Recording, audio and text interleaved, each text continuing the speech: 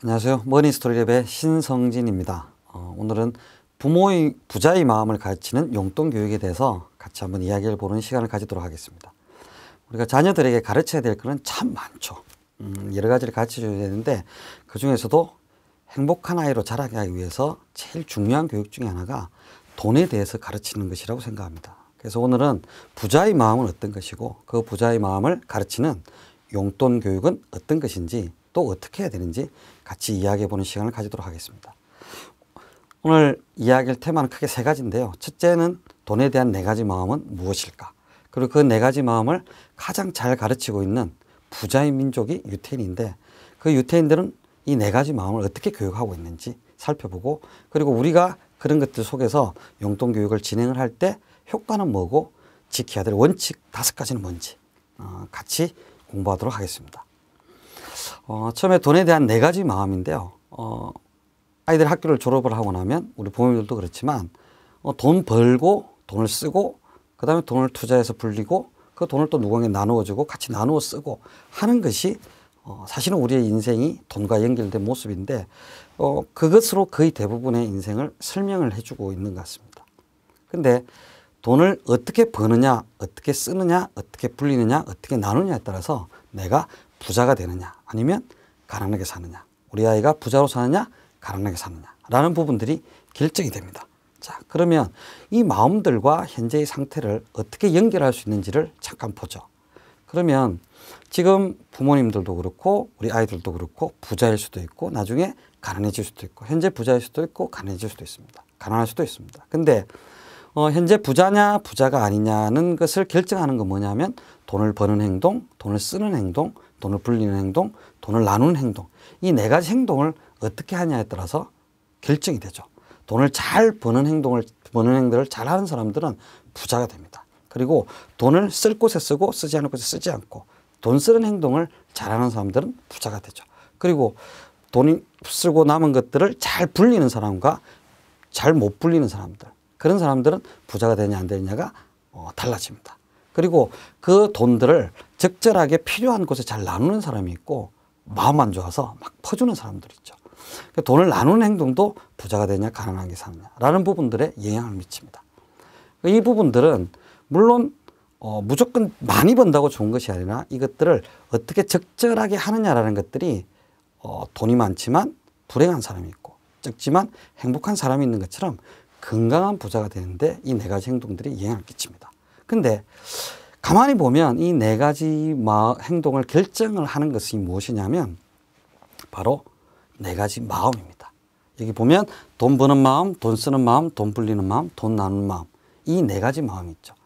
이 네 가지 마음이 어떠냐에 따라서 돈 버는 행동들 포함한 네 가지 행동들, 재무 행동들이 달라지게 되고 그것에 따라서 내 재무 상태가 결정이 되는 겁니다. 자, 그러면 이 네 가지 마음이 어떤 마음들인지 우리가 좀 살펴보겠습니다. 자, 돈 버는 마음은 이런 마음이죠. 내가 돈을 벌고자 하는 일단 목표가 있는 마음. 그 다음에 돈을 벌기 위해서는 성실하고 열심히 해야 되고 돈을 벌고자 하는 지속하는 마음, 악착 같은 마음. 뭐 이런 마음들이 필요합니다. 그 마음들이 있어야 돈을 잘 벌 수 있겠죠. 근데 이 돈을 버는 마음이 아주 강한 사람들은 어떤 형태가 나타나냐면 일 중독 형태가 나타날 수 있습니다. 돈을 벌기 위해서 일만 막 하는 사람들이 있죠. 그리고 또 우리 주변에는 돈을 벌기 위해서 사업도 그렇고 투자도 그렇고 아주 모험적으로 하는 분들이 있습니다. 이런 분들은 돈을 벌고자 하는 마음이 아주 강한 사람들이죠. 어느 정도 있는 것 좋지만 너무 강하면 일 중독 때문에 가정의 문제, 관계의 문제 이런 문제들이 생길 수 있습니다. 또 이 마음이 아주 약하면 어떻게 되냐면 돈을 벌고자 하는 열심도 없고 성실하지도 않으니까 놀고 먹는 것을 좋아하는 사람이 되죠. 그런 사람들은 흔히 이야기해서 우리가 배짱이 같다고 얘기를 하죠.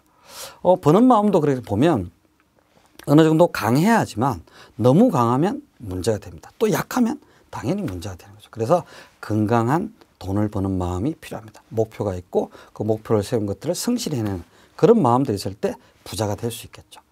두 번째는 쓰는 마음입니다. 돈을 쓰는 마음은 어떤 것이냐면 내가 필요한 곳과 필요하지 않은 것을 잘 구분을 해서 필요한 곳에 쓰고 필요한 곳에는 쓰지 않는 그런 돈을 잘 관리하는 마음을 쓰는 마음이라고 할 수 있습니다. 이 쓰는 마음이 약할 때는 중요한 것과 중요하지 않은 것, 쓸 것과 쓰지 않을 것을 구분을 잘 못하기 때문에 충동 구매를 하게 되고 과소비를 하게 되고 절제를 못하게 되는 무계획적인 소비를 하게 되는 경우들이 많습니다. 이럴 때 부자가 될 수 없죠. 아무리 돈을 많이 번다 하더라도 쓰는 마음이 또 건강하지 못하면 부자가 되기 힘듭니다. 근데 이 쓰는 마음이 너무 강하면 어떻게 되냐면 너무 안 쓰려고 하는 거예요. 꼭 써야 될 돈 말고는 무조건 안 쓰려고 하는 거죠. 이런 사람들도 결코 행복한 삶을 살기는 힘듭니다. 그래서 쓰는 마음도 건강해야 합니다.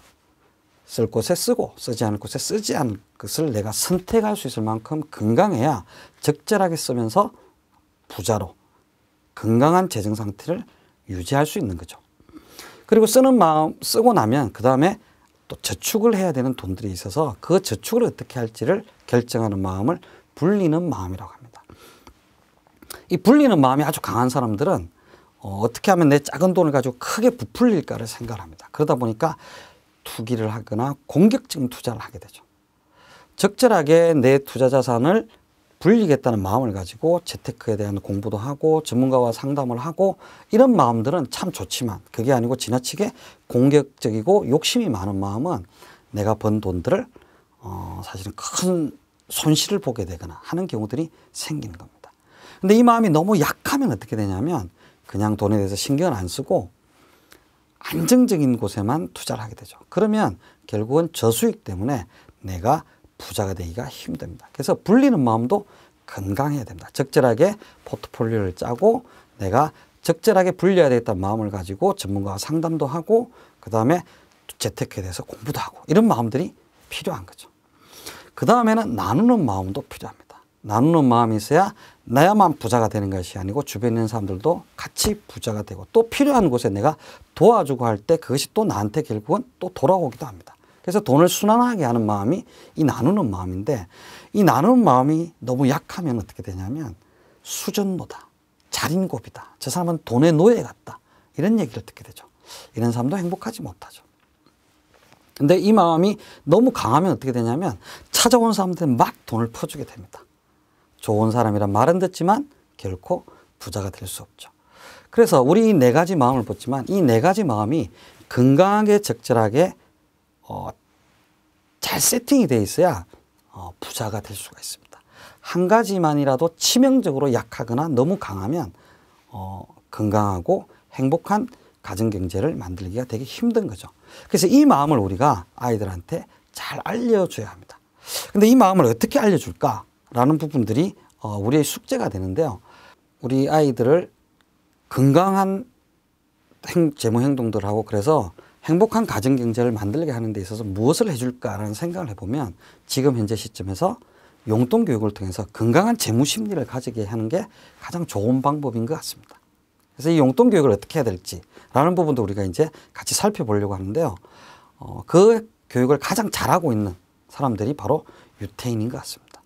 유태인의 경제교육이 여러 가지가 있지만 이 네 가지 마음이라는 측면에서 우리가 한번 살펴보면 이렇게 정리를 할 수 있습니다. 첫 번째는 뭐냐면 돈을 버는 마음을 가르치는데 어떻게 가르치냐면 돈은 하나님이 주신 것이다 라고 가르칩니다. 이 얘기는 그냥 단순히 종교적인 이야기가 아니고 돈은 참 좋은 것이고 잘 쓰면 가치가 있는 것이라는 걸 가르쳐 주는 거죠. 그리고 또 돈은 하나님이 주신 것이라는 이야기 속에 들어있는 건 뭐냐면 이건 네 마음대로 쓰면 안 되는 것이 아니라 공동체 속에서 같이 나누어 써야 된다는 것을 가르쳐 주는 겁니다. 그래서 유태인들은 자기 공동체 내에서 참 서로 나누어 주고 구제하고 하는 것들을 많이 하고 아이들을 데리고 자원봉사하는 시간들을 가진 모습들도 자주 볼 수 있습니다. 그래서 이런 모습도 통해서 유태인들은 아이들에게 어릴 때부터 돈 버는 마음을 건강하게 가질 수 있도록 가르치고 있는 겁니다. 두 번째는 돈 쓰는 마음을 가르칩니다. 돈 쓰는 마음은 어떻게 가르치냐면 어릴 때부터 용돈을 주고 또 용돈을 관리하는 것들을 스스로 할 수 있도록 합니다. 유태인의 경제교육이라는 다큐멘터리를 보면 초등학교 다니는 아이가 자기가 용돈을 벌고 또 집에서 가사노동 같은 걸 분담을 해서 받은 용돈을 인터넷으로 통장 관리하는 모습들이 나옵니다. 어디에는 내가 기부하고 또 어떻게 하면 저축하겠다. 이런 모습들이 나오는데 그런 모습들을 엄마는 가만히 지켜보면서 잘했다, 잘했다 이렇게 격려해주고 칭찬해주고 또 의견이 있으면 제시를 하고 하는데 결정은 누가 하느냐? 아이가 스스로 합니다. 그래서 이런 과정들 속에서 돈을 어떻게 써야 되고 어떻게 관리해야 될지를 어릴 때부터 자기가 직접 해보면서 돈 쓰는 마음들을 서서히 키워나가는 것이죠. 그리고 세 번째는 뭐냐면 돈 불리는 마음을 가르칩니다. 유태인들의 인생에 있어서 중요한 여러 가지 이벤트가 있는데 그중에 우리나라의 돌잔치나 환갑잔치처럼 참 중요한 행사 중에 하나가 성인식이라고 합니다. 바미츠바라고 하는 성인식인데 이 성인식을 하면 많은 사람들이 축의금을 줍니다. 이 축의금이 중산층들 같은 경우 한 5천만 원 정도가 된다고 합니다. 적지 않은 이 돈을 성인식 때부터 독립할 때까지 잘 저축하고 투자를 하는 거죠. 그래서 아이들이 성년이 되면 이 돈을 독립자금으로 쓰든지 또 학비로 쓰기도 합니다. 그래서 미국에 있는 일반 미국인들과 유태인 미국인들을 좀 다르다고 그럽니다. 어떻게 다르냐면 일반적으로 많은 미국인들은 학교를 졸업하자마자 학자금 대출을 갚는다고 참 힘들어 한다는 거죠. 근데 유태인들이 그렇지 않기 때문에 쉽게 독립적인 그런 기업 활동을 하기도 하고 또 쉽게 자기가 하고 싶은 일들 하면서 성공해 나가는 일들이 참 많다는 겁니다. 그리고 실제 그 돈이 어떻게 투자되어져 가고 하는지를 보고 저축이 어떤 의미가 있는지를 보면서 돈 불리는 마음을 건강하게 가져가는 거죠. 네 번째는 또 돈 나누는 마음을 참 잘 가르칩니다. 제데카라고 하는 거를 자선, 기부 같은 것들이 생활화되어 있는데 가정이나 학교나 유대인의 회당에 보면 항상 제데카라는 통이 있습니다. 거기에 자기가 가지고 있는 동전을 포함해서 항상 거기에 돈을 넣고 하는 것들을 어릴 때부터 생활화하고 습관을 들이게 합니다. 그런 과정들에서 자기 공동체 속에 가난한 사람이 있으면 돕고 하는 것들이 아주 일상화되어 있는 거죠. 아주 중요한 에피소드를 제가 본 적이 있는데 성인식 때 받은 축의금, 그 축의금을 어디엔가 기부하기를 아이가 결정하고 하는 모습이 아까 제가 말씀드렸던 그 유태인의 경제위원회 다큐멘터리에 보면 나옵니다. 대단한 일인데 그걸 누가 결정하냐면 아이가 스스로 결정하는 거죠. 자기는 여성들을 위해서 이 일을 하는데 돕고 싶다 이렇게 하면서 자기가 결정합니다. 그것에 대해서 또 부모가 참 잘했다고 칭찬해 주고 격려해 주는 거죠. 자, 이런 모습들이 아이들한테 미리 습관화되어 있고 저런 과정들을 통해서 아이들이 돈에 대해서 건강한 생각을 가지고 있으니까 자라면서 돈을 잘 벌고 잘 관리하고 그리고 같이 나누면서 부자들이 되어져 가는 겁니다. 자, 그러면 우리는 어떻게 해야 될까라는 측면에서 용돈교육 효과와 원칙을 네 가지 마음과 그 네 가지 마음을 잘 가르치는 유태인들에게서 배운 것들을 한번 어떻게 풀어볼까라는 관점에서 같이 한번 살펴보겠습니다. 제가 제 아이들이 초등학교 다닐 때 용돈을 주면서 일어난 일들을 땅콩 아빠 용돈을 읽으라는 제목으로 한겨레와 네이버에 연재를 한 적이 있는데 그때 이런 일들이 있었습니다. 돈을 딱 주기 시작하니까 큰 녀석은 하루에 다 써버리고 작은 녀석은 일주일 동안 하나도 안 쓰고요. 그런 과정에서 돈이란 게 옛날에는 아빠한테 달라 그러면 언제든 줬는데 이게 일정 기간 동안은 내가 써버리고 나면 돈을 못 쓰는구나 라는 것들을 느끼고 또 어떤 아이는 그 돈이 모이니까 그 다음에 좀 더 비싼 걸 살 수 있구나 이런 것들을 경험하더라고요. 그러다가 돈이 뭔가 사고 싶은 게 있는데 돈이 부족하죠. 그럼 아빠한테 돈이 부족하다고 얘기하면 저는 구두 닦아 라고 얘기를 했습니다. 구두를 닦으면 아빠가 용돈을 주는 거죠. 왜? 구두는 노동입니다. 구두를 닦는 것은 노동입니다. 제가 밖에 나가서 구두를 닦을 때는 3,000원 정도를 주게 되죠. 저희 아이가 구두를 닦을 때는 1,000원을 줍니다. 왜 1,000원을 주느냐? 전문가가 아니기 때문에. 하지만 노동에는 그렇게 대가를 지급하는 거죠. 그러면 그 아이들이 그 돈을 모아서 형제들끼리 서로 구두를 닦겠다고 막 싸우고 이런 일도 있었는데 그러면서 용돈을 또 모아서 자기가 사고 싶은 것을 자기가 모은 돈으로 사는 그런 경험들을 하더라고요. 그 다음에 또 제가 생일 선물을 받은 적이 있는데 용돈을 주기 전까지는 저는 생일 선물을 카드만 받았습니다. 아빠 생일 축하해요 이런 카드만 받았는데 용돈을 주고 나서 선물을 받게 되더라고요. 아이들이 아빠가 무엇을 좋아하지? 아빠가 항상 글 쓰고 메모하고 이런 걸 좋아하니까 큰 아들과 작은 아들이 돈을 모아서 노트와 펜을 선물을 한 거예요. 그걸 받아보면서 아빠한테 무슨 선물을 할까라고 고민하는 아이들의 모습들을 떠올리기도 하고 그러면서 거기에다가 우리 아들이 준 선물 이러면서 지금도 그 선물을 가지고 있습니다. 그래서 이런 에피소드들을 보면서 저는 용돈교육이 이런 효과가 있다는 것을 알게 됐습니다. 첫째는 뭐냐면 아이들이 돈에 대해서 그냥 필요할 때 받았을 때와 다른 돈에 대한 가치관을 정립하게 되더라고요. 그리고 그런 과정에서 매주 정기적으로 또 중학교, 고등학교 하면서 매달 정기적으로 돈을 주니까 돈을 어떻게 관리해야 되는지 자기들이 경험을 하게 되고 또 돈을 관리하는 습관을 형성하게 되더라고요. 그리고 제일 중요한 것은 어떤 거냐면 스스로 결정하고 책임지는 경험을 합니다. 저는 이게 참 중요하다고 생각을 하는데 요즘 아이들이 다 엄마한테 물어보고 선생님한테 물어보고 또 학원에 물어보고 그러면서 스스로 결정하고 책임지는 경험들을 잘 못하는 것 같습니다. 근데 용돈을 주면 자기가 스스로 무엇을 살지 안 살지를 결정하고 또 잘못된 결정에 대해서 후회하고 책임지는 것도 누가 하냐면 아이들이 직접 합니다. 그런 과정에서 선택과 책임에 대해서 배우게 되는 게 용돈 교육으로 얻을 수 있는 참 좋은 효과 중에 하나인 것 같습니다. 자, 그럼 이 효과들을 발휘하기 다 얻기 위해서 용돈 교육을 줄 때의 원칙이 있습니다. 5가지 원칙이 있는데 첫 번째는 뭐냐면 정기적으로 지급하라 라는 것입니다. 일주일이면 일주일, 초등학교 때 일주일 단위가 좋을 것 같고요. 그 다음에 중학교 이상 되면 월간 단위가 좋을 것 같습니다. 매주 월요일, 매월 첫째 날 정기적으로 지급해야 됩니다. 그래야 아이들이 그 기간 동안에 돈을 어떻게 쓸지 관리하고 하는 경험을 하게 되고 습관을 가지게 되는 거죠. 첫 번째, 정기적으로 지급해야 됩니다. 두 번째, 용돈 사용에 간섭하지 마라. 자, 용돈을 아이들에게 줬는데 그 용돈에 대해서 일일이 간섭하는 어머니들이 많이 있습니다. 야, 그건 사면 안 돼. 그건 사도 돼. 이렇게 할 것 같으면 용돈 교육을 할 필요가 없습니다. 용돈을 정기적으로 줄 필요가 없습니다. 그냥 필요할 때 주는 것과 똑같죠. 그래서 용돈을 일단 줬으면 그 돈은 아이의 돈이고 아이가 자기가 알아서 쓰는 돈입니다. 그래서 용돈을 줬으면 간섭하지 마십시오. 자, 세 번째. 이것은 반드시 요구하는 게 좋은데 용돈 기입장을 기록하게 하는 겁니다. 기록하는 습관은 아이들이 나중에 커서도 참 도움이 많이 되는 습관이고요. 또 돈과 관련돼서는 어디에 지출하는지 쓰는 것은 참 좋은 습관으로 자리 잡고 있게 되고 돈을 관리하고 쓰는 마음을 강화하는 데 참 도움이 됩니다. 그래서 용돈 기입장을 기록하게 하시는 게 참 좋습니다. 그래서 용돈 기입장을 보시고 어머니와 아버지들은 우리 아이가 무엇을 좋아하는지 어디에 돈을 쓰는지 알게 되고 그것을 통해서 아이들과 대화를 하게 됩니다.